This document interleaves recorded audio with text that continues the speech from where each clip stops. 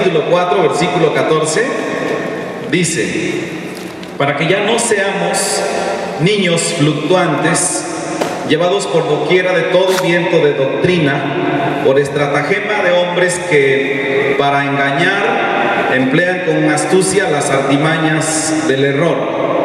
Hemos visto más de una vez que el apóstol San Pablo está muy interesado en que la iglesia tome conciencia de la importancia de la sanidad doctrinal, y es lo que nos está diciendo acá. El apóstol San Pablo ocupó mucho tiempo y no quiero decir que le preocupaba, pero le ocupaba su agenda muchísimo tiempo tratar esto. Su energía la gastaba en hablar con la iglesia vez tras vez. Muy frecuentemente vamos a encontrar que las enseñanzas del apóstol San Pablo son profundas porque tienen que ver con los fundamentos de la iglesia. Él sabía la razón por la cual Dios lo había escogido, entonces él tenía que instruir a la iglesia, y él le decía a Timoteo constantemente: Timoteo, ya saben ustedes este versículo, pretexto de muchos: ninguno tenga en poco tu juventud. Y entonces dice: ya ven cómo los jóvenes también podemos. No, pero dice: ninguno tenga en poco tu juventud, pero sé ejemplo en ¿qué? En amor, en conducta, en espíritu, amor, fe, pureza y cantidad de cosas.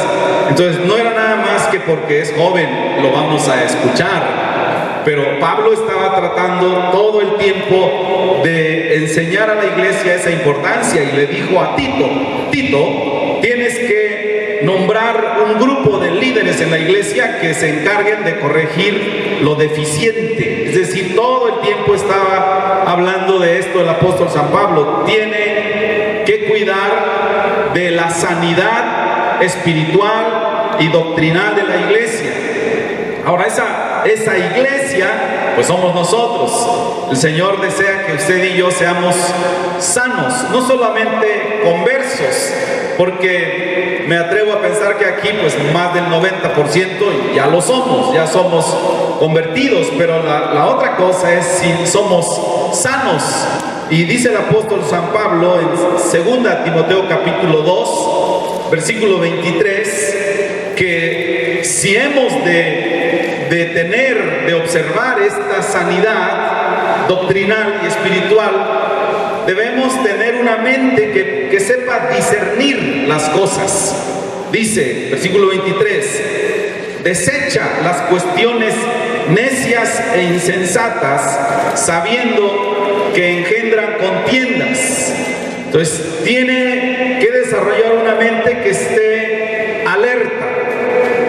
Si los creyentes no estamos alertas en nuestra mente, es decir, todo el tiempo tenemos que estar despiertos y velando acerca de todo lo que escuchamos. Si no hacemos esto, vamos a estar propensos a engaños, a malos entendidos y a confusiones.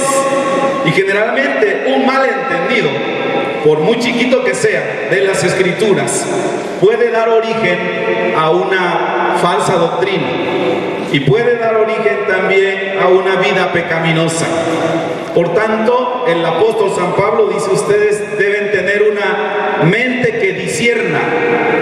Tomando Efesios 4 que leímos, deben tener una mente que no sea fluctuante, una mente que esté atenta, porque si esta mente es fluctuante, dice el 4:14 de Efesios, va a poder ser llevada por donde quiera, por cualquier viento de doctrina. Y los vientos de doctrina son generados por los hombres, porque dice: esto está hecho por estratagema de hombres que para engañar emplean con astucia las artimañas del error. Entonces es por eso que el apóstol San Pablo dijo esta máxima, 1 Tesalonicenses 5:21, y muchos la leen, pocos la practican. Examínenlo todo, retengan solamente lo bueno, absténganse de toda especie de mal. ¿Ve usted allí la importancia del discernimiento? La importancia de estar alertas, la importancia de no ser fluctuantes. Dice también el apóstol San Pablo en 1 Timoteo capítulo 1. Voy a leer varios textos porque me gustaría poner una base fuerte para esto que vamos a hablar. Dice: como te rogué que te quedases en Éfeso cuando fui a Macedonia, para que mandases a algunos que no enseñen doctrina diferente, ni presten atención a fábulas y genealogías interminables, porque estas cosas lo que hacen es que acarrean disputas más bien que edificación de Dios, que es por fe. Así te encargo ahora, pues el propósito de este mandamiento es el amor nacido de corazón limpio y de buena conciencia y de fe no fingida, de las cuales cosas, desviándose algunos, se apartaron a vana palabrería. Instrucciones de Pablo para la iglesia. Tienes que enseñarles que no pueden venir a compartir cualquier cosa. Eso era muy fácil en los tiempos antiguos de vigilar, porque los líderes eran muy celosos. Todavía me tocaron a mí los años muy celosos para cualquiera que podía exponer algo en la iglesia, pero de repente esto vino una laxitud a la iglesia en términos generales, y por eso fue que Pablo dijo: ten cuidado, no debe haber allí enfrente un neófito, no sea que se envanezca. No puede, pero bueno, esa es una parte, la parte de acá. La parte de allá dice, deben tener cuidado de lo que escuchan. 1 Timoteo capítulo 6, versículo 3, les dije, son los varios textos. Versículo 3, si alguno enseña otra cosa y no se conforma a las sanas palabras de nuestro Señor Jesucristo y a la doctrina que es conforme a la piedad, este está envanecido, no sabe nada. Ahora, vamos a hacer un paréntesis acá, que no sabe nada, pero generalmente los que empezaron tomando esa prerrogativa de enseñar eran personas muy inteligentes. Entonces, ¿qué es lo que está diciendo Pablo? No saben nada de la revelación de las Escrituras. Quizás sepan otras cosas, quizás sea un gran arquitecto y sepa todas las matemáticas posibles, pero eso no lo hace un experto en las Escrituras. Así que dice Pablo, está envanecido, nada sabe y delira acerca de cuestiones y contiendas de palabras, y de las cuestiones de contiendas y palabras, dice, de allí nacen las envidias, los pleitos, las blasfemias, las malas sospechas, las disputas necias de hombres corruptos de entendimiento y privados de la verdad, que toman la piedad como fuente de ganancia. Esto de los fuente de ganancia está por todos lados el día de hoy. Dice, de esos apártate, no debes estar cerca de estos. Versículo 20 de ahí mismo, de capítulo 6. Oh Timoteo es como una súplica, ¿no le parece? Y dice, guarda lo que se te ha encomendado, evita las profanas pláticas sobre cosas vanas y los argumentos de la falsamente llamada ciencia.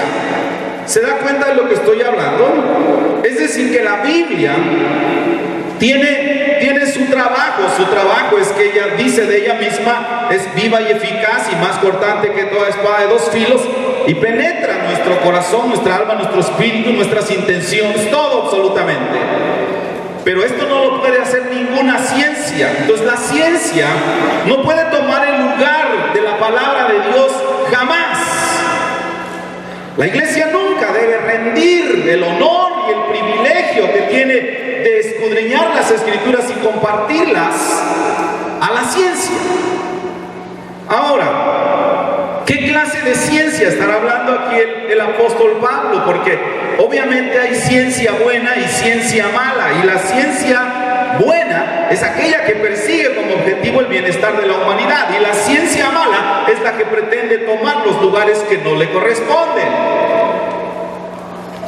Eso es una cosa muy delicada en el día de hoy. Dice entonces Pablo, los cuales o la cual profesando algunos, ¿cuál? La ciencia mala, la falsamente llamada ciencia, se desviaron de la fe. Timoteo, que la gracia de Dios sea contigo, porque lo que vas a hacer o lo que estás haciendo es muy importante. Ayude a la iglesia. Segunda Timoteo capítulo 2 versículo 14.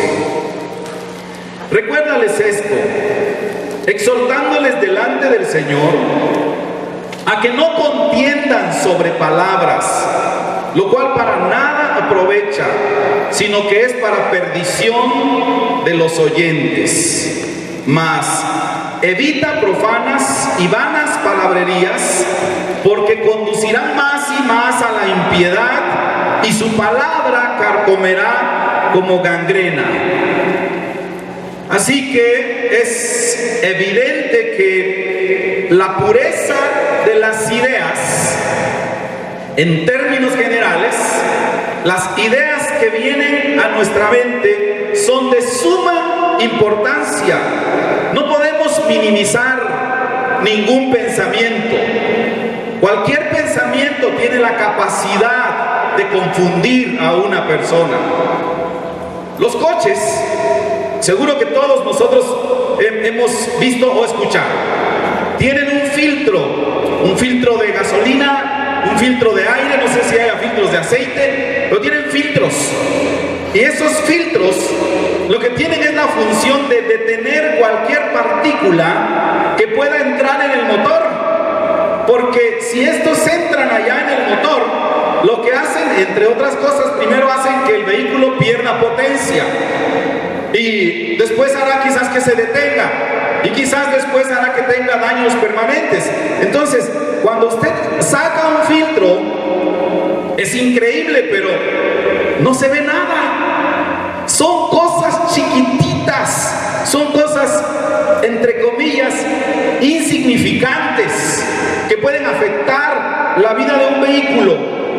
Entonces nosotros tenemos que tomar ese símil, porque la contaminación moral y espiritual que nosotros podemos tener, por muy insignificante que sea, creemos que es un simple pensamiento. Encontramos algo en las escrituras y pensamos, no estoy de acuerdo. Ese pensamiento que se opone a la palabra de Dios es una impureza que está entrando en nuestro cerebro o en nuestra vida espiritual, y poco a poco va a menguar la capacidad espiritual de ese hermano. Va a disminuir su capacidad de servir al Señor, por muy chiquitita que sea esa impureza. Entonces es muy importante que nosotros revisemos cuáles son esos pensamientos que entran a nuestra mente, porque tarde o temprano van a afectar todo lo que nosotros somos. Porque cuál es el hombre en su mente o en sus pensamientos, tal es él. El hombre es lo que piensa. Y si nosotros aceptamos todo tipo de pensamientos que vengan a nuestra vida, tarde o temprano esos pensamientos afectarán nuestras acciones, nuestros motivos, nuestras prioridades, todo lo que nosotros creemos. Usted dice, yo no lo creo. Bueno, Pablo dice, deben tener cuidado porque las malas conversaciones corrompen las buenas costumbres. Bueno, yo encontré un dato que tiene que ver con el cerebro y me asustó. Dice este dato que el cerebro tiene más o menos 10,000 millones de células. Que de las 10,000 millones de células, el cerebro utiliza casi todo para la memoria. Y cuando nosotros olvidamos las llaves, estamos seguros que ese dato de la ciencia miente. ¿Ya? ¿Cómo es posible si el cerebro, por lo menos el mío, dice uno, lo olvida todo? Bueno, estos científicos dicen que el cerebro tiene la capacidad de retener todo lo que pasa por él. ¿Por qué entonces nosotros no nos acordamos de las cosas? Ellos dicen que hay dos razones. Una es el paso del tiempo. Así que los mayores de 60 estamos justificados de cualquier olvido. Hermanas, cuando el esposo tiene 60 y no se acuerda de su aniversario de bodas, no se enoje.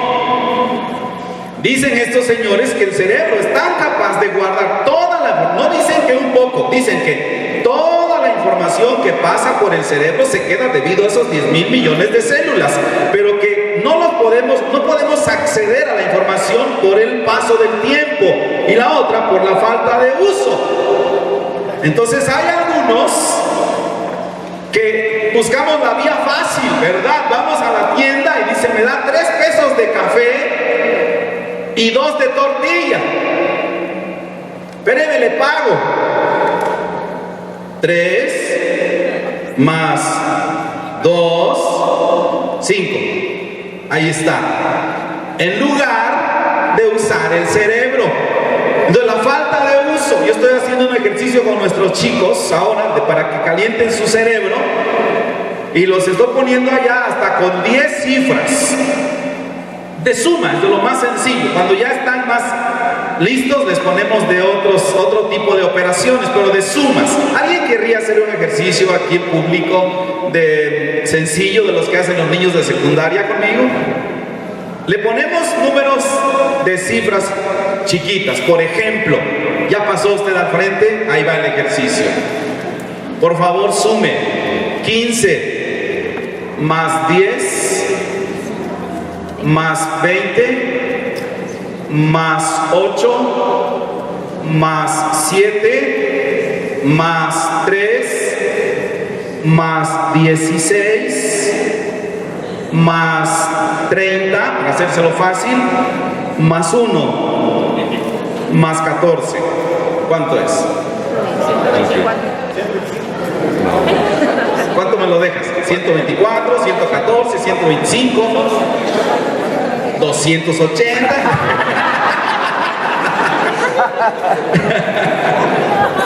Ay, ay, ay, ay, ay, ay, ay. 124. ¿Saben qué? La única garantía que tengo es que todos los que dijeron la cifra, se hayan equivocado o no, su cerebro ya trabajó. El solo hecho de ponerse, sí o no, nada más que cuando puso 10 más 10, en lugar de decir, no, a ver, ¿me pueden repetir la pregunta? 10 más 10 y rápido suma su cerebro. Bueno, regresemos a lo que estamos. ¿Por qué el cerebro no guarda toda la información? Por el paso del tiempo y por la falta de uso. Entonces, dicen ellos que de no ser por eso, el cerebro tiene toda la información. Entonces, por eso no podemos acceder a ella. En algunos casos se ha olvidado por completo, pero que el cerebro realmente tiene toda esa información allí. ¿Debido a qué? Dicen que se debe a unas fibras microscópicas que interconectan las células, y que esa asociación hace que ellos tengan la capacidad de guardar allá en el cerebro los hechos, ideas, imágenes visuales, sentimientos y experiencias, y que esa asociación de todas estas cosas, imágenes, ideas, sentimientos y experiencias, forman lo que se llama patrones de pensamientos o patrón de pensamiento. ¿Por qué ese joven actúa como actúa? ¿Por qué? Porque desde que estaba chiquito estaba siendo condicionado en su pensamiento. Todas las veces que tenían oportunidad le decían ciertas cosas. Allá están estos niños que sus padres son muy atentos y los meten a estudiar desde chiquitos, y se vuelven esas que les dicen los chamacos las ratitas de biblioteca, ¿verdad? Que les encanta estar allá estudiando. Apenas tienen el receso, tenemos varios de estos en la escuela, en lugar de ir a correr, van y sacan su libro de su mochila y leen. Sus cerebros están atentos, alertas. Dios nos dio a nosotros esa bendición, esa facultad, pero a la vez esa apertura, de manera que nosotros podemos captarlo todo. Por eso dijo Pablo, examínenlo todo, ¿pero qué? Retengan lo bueno. Reténganlo, es decir, fíltrenlo. Quizás el sermón se debería llamar filtrar espiritualmente, porque ya ni me acuerdo cómo se llama. Entonces Pablo, puede ser que él no estaba consciente porque él no fue médico como Lucas, y no estaba consciente de estos hechos fisiológicos, esta cuestión de nuestro cerebro, de cómo guarda la información y cómo debemos estar atentos de qué es lo que permitimos que entre a nuestro cerebro. Pero Pablo, dirigido por el Espíritu Santo, dijo algo que es importantísimo, que cualquier especialista que revisara hoy lo que dijo Pablo diría: wow, ¿cómo le hizo? Filipenses capítulo 4, versículo 8. Por lo demás, hermanos, todo lo que es verdadero, todo lo honesto, todo lo justo, todo lo puro, todo lo amable, todo lo que es de buen nombre, si hay virtud alguna y si algo hay digno de alabanza, en esto pensad. Su cerebro no es un bote de basura. Su cerebro es un elemento que Dios puso en su cuerpo de vital importancia, porque se generan allí los patrones de pensamiento. Entonces esos pensamientos hacen que todo nuestro organismo se alinee. Por eso es importante cómo verbalizamos las cosas. Si nosotros estamos todo el tiempo diciendo que somos poca cosa, en eso nos convertiremos, porque nuestros labios actúan porque nuestro cerebro dicta las órdenes y nuestros sentimientos, nuestras emociones, todas se alinean a lo que nuestros labios dicen. Por eso David decía: alma mía, ¿por qué te abates? Alaba, aún todavía tienes que alabar a Dios. Alma mía, no puedo obedecerte. El problema es que la mayoría de personas obedecen al alma, es decir, a sus emociones, antes que a su mente. Sus emociones le dicen: este domingo no iré a la iglesia, y obedece. Su cerebro le dice: hoy es domingo, es día del Señor, pero las emociones dicen: en el pastel, pues no vamos. Entonces Pablo dijo: tienen que ver qué piensan. Piensen en todo lo honesto, justo, amable, lo que es de buen nombre, y las virtudes y cualquier cosa que sea digna de alabanza. En esto tienen que pensar. ¿Cómo es posible pensar eso? Pues la única manera de pensar eso es a través de la palabra de Dios.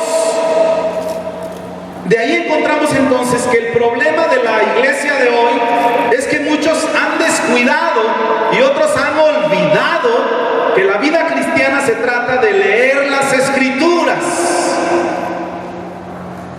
Dicen: me siento solo, muy solo, creo que me haré daño físicamente. Pero el que conoce las Escrituras dice, porque es consciente de sus necesidades, y dice: oh Jehová, ¿cuántos se han multiplicado mis adversarios?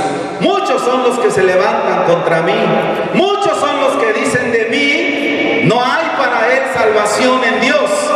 Mas tú, Jehová, eres escudo, mi escudo, mi roca y el que levanta mi cabeza.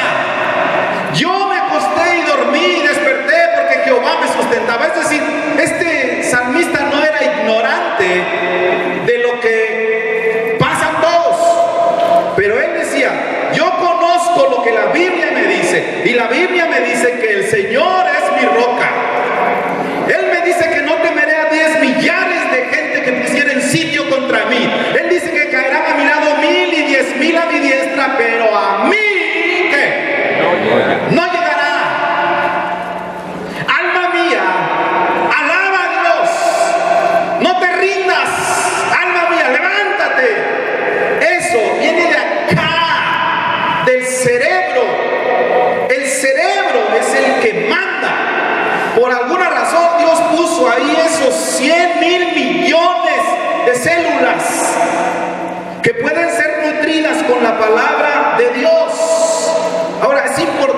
la iglesia regrese a leer las Escrituras. Yo quiero pedir a usted que me perdone si se siente juzgado, pero va usted a ver que no. Si usted está leyendo las Escrituras, yo estoy seguro que las puede leer más todavía. Amén. Que no es suficiente todavía, que usted todavía puede adentrarse y permitir que su cerebro, qué tremendo si el cerebro guarda todo, y usted pudiera leer las Escrituras. De hecho, estaba yo platicando con unos hermanos acerca de la Biblia. Y entonces dijeron, cuando yo escucho a alguien repetir un pasaje de la Biblia, me doy cuenta que me lo sé. Y entonces le dije, a ver, repítelo. Ah, no, en realidad no. Ok, voy a decir algo. Sí te lo sabes, pero no te lo sabes en tu nivel consciente. Porque su cerebro lo leyó alguna vez y lo guardó allá, pero hace falta pasarlo a su nivel consciente. Su nivel consciente es cuando usted lo puede repetir. ¿Y qué pasa? ¿Por qué usted siente que cuando otro lo está diciendo, siente que se lo sabe? Porque lo tiene guardado en su nivel inconsciente. Allá está. ¡Qué maravilla! Allá está la palabra de Dios. ¿Qué es lo que tenemos que hacer? Regresar a estudiar las Escrituras de manera personal, no como ahorita, así en grupo, personal. Hay que leer la Biblia. Lo que le repetí hace un ratito es Salmo 3. Hay que leer la Biblia. Además, hay que poner en tela de juicio, no sé si es la palabra correcta, pero no encuentro otra, todas las veces que escuchemos a aquellos que pretenden predicar la palabra de Dios. No todo el que dice que predica la palabra de Dios la predica. Por eso fue que Pablo todo el tiempo estaba diciendo, diles que no enseñen otras doctrinas, diles que no se desvíen del camino, adviérteles. Entonces hay que estar atentos. Dice la Escritura en Hechos capítulo 17 que había unos hermanos, son los hermanos de Berea. Dice, estos hermanos eran más nobles que los que estaban en Tesalónica. Versículo 11. Pues recibieron la palabra con toda solicitud, pero escudriñando cada día las Escrituras para ver si estas cosas eran así. Es decir, ya está aquí enfrente un maestro de la Biblia y nos está hablando mil cosas, pero nosotros tenemos que ir a la Biblia y examinar si lo que está diciendo es verdad. Ese es un derecho que tiene todo congregante y obligación. Examinar si lo que le están enseñando corresponde o no a la palabra de Dios. Ahora yo le pregunto, si la palabra de Dios, ¿qué es eso? La palabra de Dios, ella misma nos está dando la autorización de examinar todo lo que se dice supuestamente en base a ella. ¿Cuánto no deberíamos examinar todos los otros temas de la vida? ¿No le parece? Anoche, sin realmente quererlo, porque yo estoy preparando mis notas, pero un amigo que se llama Vicente publicó algo en internet que me llamó mucho la atención. Precisamente lo puso él como a las 8 de la noche. Si alguno de ustedes lo tienen de amigo, búsquenlo y verán. Publicó esto justamente hablando de examinar si las cosas que estamos escuchando son exactamente como nos dijeron. Dijo él,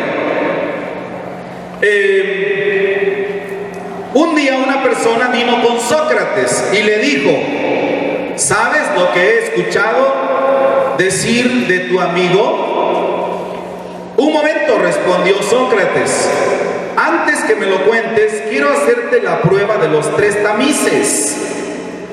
Y fui a averiguar qué es un tamiz, porque yo soy muy ignorante en ese sentido. Y un tamiz es un colador. Así es sencillo. Dice que de hecho les llaman hasta el día de hoy tamices y no coladores, es un nombre correcto. Así que dice que Sócrates le dijo, déjame te voy a hacer la prueba de los 3 tamices. Y dijo el hombre: ¿tamices? ¿Por qué? Y le dijo Sócrates: mira, antes de escuchar lo que me tienes que decir, sería bueno filtrar la información que me quieres dar por medio de estos 3 tamices. El primer tamiz se llama tamiz de la verdad. Te pregunto, ¿has comprobado si lo que me vas a decir de mi amigo es verdad? El amigo contestó: no, solo me lo dijeron. Ok, muy bien, dijo Sócrates, así que no sabes si es verdad. No, para ser honesto. Bueno, pasemos al segundo tamiz, que es el tamiz de la bondad. Lo que me vas a decir de mi amigo, ¿es bueno o no? El amigo contestó: no, por el contrario, es malo. Entonces dijo Sócrates: así que quieres contarme cosas malas de un amigo mío que ni siquiera sabes si son verdaderas. Sí, ok. Supongamos que te escucho en base al último tamiz. El último tamiz es el tamiz de la utilidad. A ver si eso lo puede pasar. La información que tú me vas a dar de mi amigo es útil para mi vida. Lo que yo sepa de mi amigo me ayudará a ser mejor. El hombre contestó: realmente no. Sócrates le dijo: si lo que me quieres decir de mi amigo no sabes que es verdad, es algo malo de él y no me sirve para nada, ¿por qué quieres decírmelo?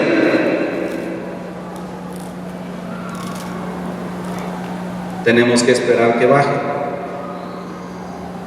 ¿Cuántas veces nos hemos visto envueltos en una situación así? Prestar oídos a alguien que va a decir algo, como dice Vico, sí, ¿verdad? Dice: se dijeron cosas de mí que no tenía comprobadas, dice, pero las toma como ciertas y se dicen. Si Pablo dice que tenemos que filtrar cualquier información de la palabra de Dios, ¿no acaso tenemos que filtrar cualquier información? Es una pregunta. Sí, tendríamos que filtrar toda información que venga a nuestras mentes. Pablo entonces dice: verifiquen que lo que están oyendo está o no relacionado con la palabra de Dios. Capítulo 2 de 2 Timoteo, versículo 23 dice que las personas que no verifican, las personas que no comprueban, son personas que se corrompen con cuestiones necias e insensatas que a la larga los hacen tropezar. Porque ni logrará el bien de nadie, ni logrará su propio bien espiritual. Tarde o temprano se perderá. Ahora, el doctor MacArthur tiene un comentario en griego que es muy interesante, y ahí viene algo que les quiero leer de estas cuestiones necias e insensatas. Dice este manual: cuando la Biblia habla ahí en Timoteo de cuestiones, se refiere a temas controversiales sin base en la verdad. Cuando habla de las cuestiones necias, su significado básico es algo torpe, demente, tonto o estúpido. Y cuando habla de insensatas, significa ignorante, sin formación académica y comúnmente con una idea de indisciplinado. Las cuestiones necias e insensatas son estas. Entonces lo que Pablo está diciendo es que debemos tener mucho cuidado de no envolvernos en discusiones que son eso. Sé que a algunos de ustedes no les gusta, pero si nos atenemos al significado de la palabra griega, sería: no debemos envolvernos en conversaciones estúpidas que no llevan a nada. Que si tomamos lo que decía Sócrates, que ni siquiera sabemos si son ciertas. que ni siquiera sabemos si es bueno, o más bien sabemos que no es bueno. Pero vamos. Ahora, Pablo está diciendo que debemos evitar todo tipo de controversia. No. Pablo está de acuerdo en que nosotros tengamos una controversia sana relacionada con la fe. Usted y yo deberíamos ser controversiales. Dice el apóstol Pedro, en primera de Pedro, capítulo 3, versículo 15, santifiquen al Señor en sus corazones y estén siempre preparados. ¿Para qué? Vea qué tremendo, para presentar defensa con mansedumbre y reverencia ante todo el que demande razón de la esperanza que hay en ustedes. Es decir, sean controversiales. Aprendan de la palabra de Dios. Ahora, para ser controversial hay que saber la palabra de Dios. Es decir, hay que hablar con las personas y debatir un asunto de la fe con la intención de aprender. Esa es la diferencia. Pablo, de hecho, utilizó mucho tiempo de su ministerio haciendo eso. Dice Hechos capítulo 17, versículo 2. Y Pablo, como acostumbraba, fue a ellos. Y por 3 días de reposo, ¿qué hacía? Discutía con ellos. O sea, Pablo dijo, pues vámonos, órale, vamos a discutir algo relacionado con la palabra de Dios, con el afán de aprender, el deseo de aprender. Hechos capítulo 18, versículo 4. Y discutía. Qué tremenda palabra. No nos gusta a nosotros, ¿no? Pero dice discutía en la sinagoga todos los días de reposo. ¿Pero qué lograba? Persuadía a judíos y a griegos. Es decir, lo que está diciendo Pablo es que nosotros podemos tener una discusión responsable de las escrituras y de la teología, pero que debemos alejarnos de las cuestiones necias e insensatas, porque esas cuestiones distorsionan, generan dudas y debilitan la fe. Comúnmente termina en un pleito ese tipo de discusiones. ¿Cuál sería un ejemplo de una discusión necia?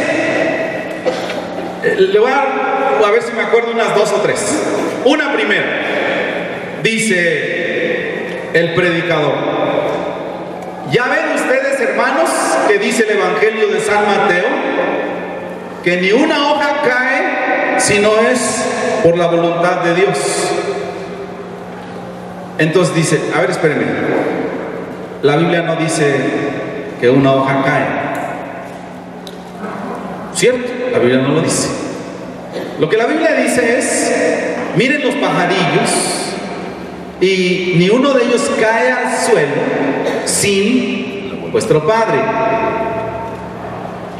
Sin embargo, eso no mueve la doctrina. O sea, si un pajarito no cae sin que Dios lo determine, ¿no es lo mismo una hoja y una basura y una pluma? Es lo mismo. Eso no mueve la doctrina. ¿Por qué habríamos de hacer una discusión de ese tema? Bueno, otra ocasión un hermano me dijo: pastor, ¿recuerda usted cuando Pablo se cayó del caballo allá en el libro de los Hechos, capítulo 9? Y le dije, sí lo recuerdo. ¿Ya ve cómo no sabe la Biblia? ¿Por qué? Porque Pablo no dice en la Biblia que se cayó del caballo. Bueno, no lo dice. Dice que se cayó. Sí, pero no del caballo. ¿Y qué cambia la doctrina si se cayó del caballo, o del burro, o de otro hermano en el que iba montado? ¿Qué cambia de la doctrina? El punto ahí es que dice la Biblia, cayó por ese resplandor tan grande y supo que era el Señor Jesucristo. Pero es que yo no quiero que diga que cayó el caballo, porque mira, me lo dijiste tú. Ya ve usted que porque lo que quería era que cayera en su cuestión necia, vana e insensata, en su diálogo estúpido. Y dije, bueno, está bien, no se cayó, hombre, ya. ¿Cuál es el otro tema para platicar? No, ninguno. Solo quería aclarar que no se cayó. Pues ya, no se cayó. Otro dice, pastor, otro ejemplo. ¿Usted sabe que la iglesia de los Hechos, capítulo 9, si no mal recuerdo, ahorita me va a ayudar don Raúl a buscar, oran por Pedro, Pedro está en la cárcel, dice, la Biblia no dice que la iglesia estaba orando por Pedro, porque si estuvieran orando por Pedro, cuando la niña fue a abrir la puerta, habría dado gracias a Dios, pero se asustó. Quiere decir que ellos no estaban orando por Pedro. ¿Pero qué dice la Biblia? ¿Lo encontraron? 12. Hechos 12, ¿ok? A ver qué dice ahí. Empiecen a leer los primeros versículos, verán. Y dice, y Pedro, y dice, y la iglesia hacía oración por él. Sí es cierto que luego pasan unos cuantos versículos y sí es cierto que la niña se asusta, pero bueno, ahí la Biblia dice que Pedro sale de la cárcel y está libre. ¿Cuál es el punto importante? El Señor lo liberó de una manera milagrosa. ¿Por qué poner el acento en que no? Porque esa niña no se debió asustar. Porque si ella estuviera orando por Pedro, habría dicho gloria a Dios. Bueno, nosotros somos iguales. Oramos por la sanidad de un hermano y sana y dice, no lo puedo creer. ¿Por qué? Porque dejamos que las cuestiones necias nos absorban. Entonces Pablo dice, 2 Timoteo 2:14, dice, recuérdales esto, Timoteo, y exhórtales delante del Señor a que no contiendan sobre palabras. ¿Me explico los ejemplos que les daba? Sobre palabritas que están allá o que no están. Porque esas palabras no aprovechan para nada, sino que inclusive es para perdición de los oyentes. Tito, capítulo 3, versículo 9, dice, las cuestiones necias y genealogías y contenciones y discusiones acerca de la ley, estas tenemos que evitar, porque son vanas y sin provecho. Entonces debemos tener mucho cuidado y filtrar todo lo que escuchamos y solamente admitir en nuestro cerebro, es decir, no permita que entre a su cerebro como verás. Ese es el punto. Fíltrelo y determine, esto no es cierto. Por eso tenemos una sociedad descompuesta, porque anteriormente la gente decía, mi familiar está hundido en el pecado, es alcohólico. Pero la sociedad cambió el término, ahora dicen, es una enfermedad. Mi familiar está enfermo. No, él está borracho, está hundido en pecado. No es pecado, está enfermo. Pues no. Es decir, la sociedad, no importa que lo diga la sociedad, no importa que lo diga quien lo diga, no es así. ¿Qué dice la gente? Nosotros tenemos que utilizar todas las células que Dios nos dio para filtrar cualquier tipo de información. No importa qué digan los demás.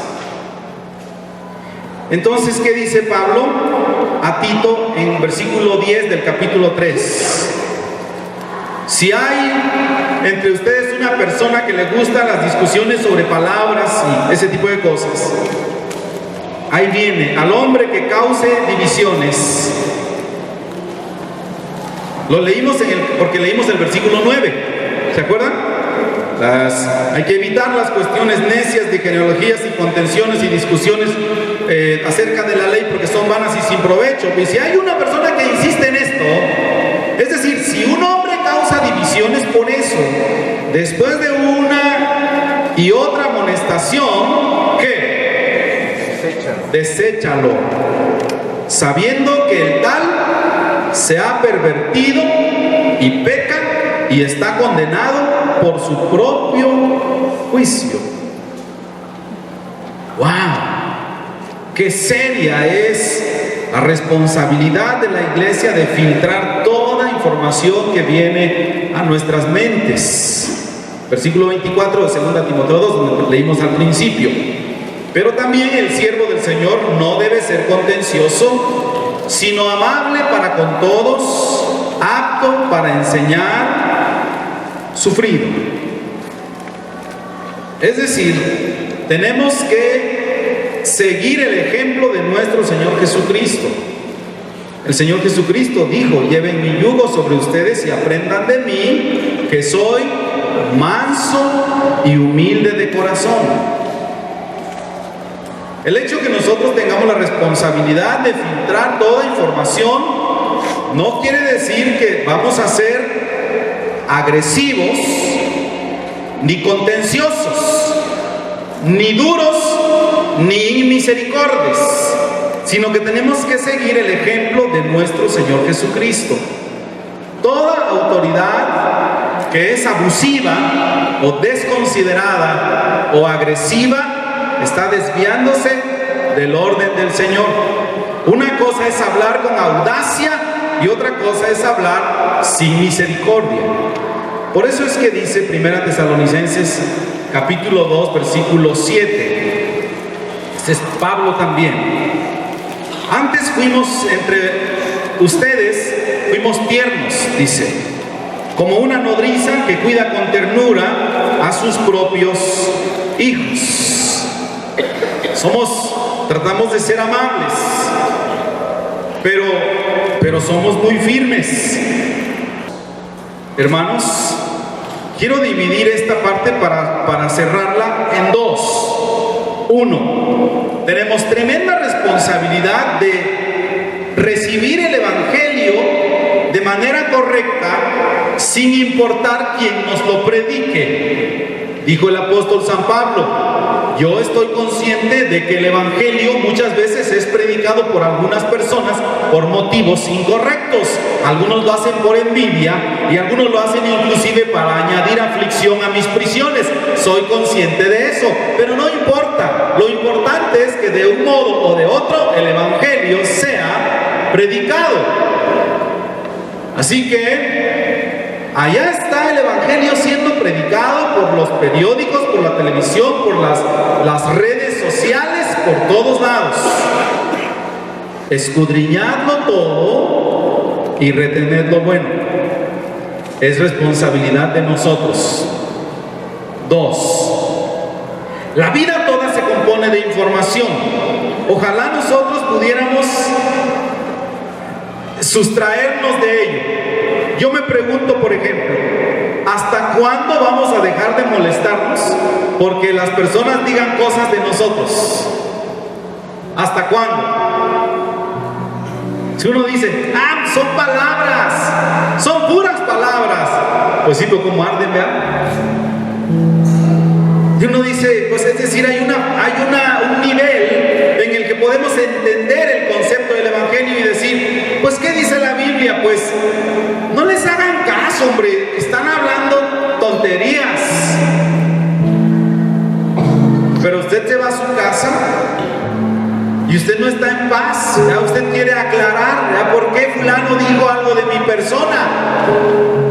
Híjole. No busquen esto, se lo voy a leer nada más. Ustedes fueron llamados para esto, porque también Cristo padeció por nosotros, dejándonos ejemplo para que sigamos sus pisadas, el cual no hizo pecado, ni se halló engaño en su boca, quien cuando le maldecían no respondía con maldición, cuando padecía no amenazaba, sino encomendaba la causa al que juzga justamente. Porque dice aquí el apóstol Pablo, el siervo del Señor no debe ser contencioso, sino amable para con todos, debe ser apto para enseñar y sufrir. Entonces, me parece a mí que necesitamos desarrollar en este sentido, porque nos ofende más que hablen de nosotros a que hablen del Evangelio. Y hay dos pecados graves. Esto lo dice la hermana Beth Moore en uno de sus libros, donde no lo recuerdo ahora cuál es. El pecado de ofensa, es decir, la persona que habla de los demás. Ojalá las palabras no tuvieran poder, hermanos. Ojalá las pudiéramos ignorar. ¿No le parece que padre sería que las ignoremos? Que usted, hermana, la de acá, la de rojo, dijeron que está usted muy gacha. Y ya cuando empiezan a ver quién viene de rojo. Pero ¿qué importa? ¿Sí o no? ¿Qué importa? No, sí importa. Ojalá no nos importaran las palabras.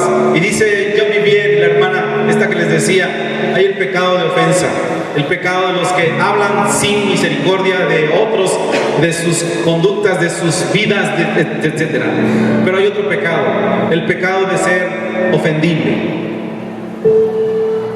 El pecado de nosotros darle una importancia mayúscula a eso. ¿Por qué? Porque no nos gusta lo que dice el apóstol Pablo, ser sufridos. Quisiéramos tener un récord más impecable que el de Cristo, porque de Cristo dijeron, el Hijo, le dijeron, por lo menos nosotros no nacimos de una relación pecaminosa.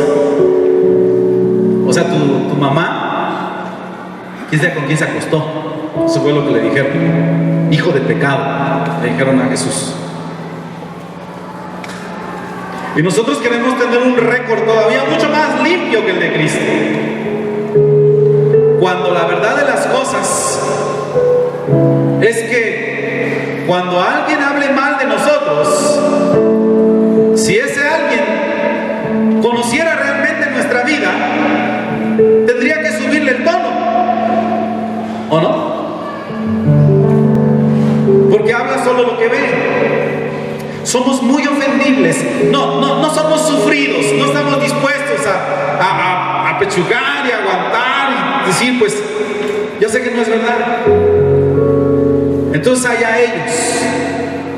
La iglesia se detiene su avance por varias razones.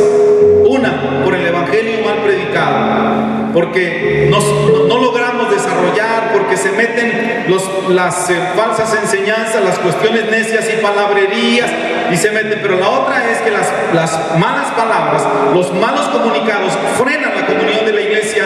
No somos capaces de filtrar la información que nos dan los otros y les damos calidad de verdadero sin siquiera haberlo averiguado, lastimando la sanidad de la iglesia.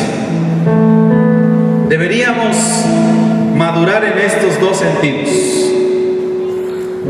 aprender las escrituras y lo que no tiene que ver con las escrituras, que tiene que ver con la vida de otros, aplicar ese principio de los tamices que decía don Sócrates.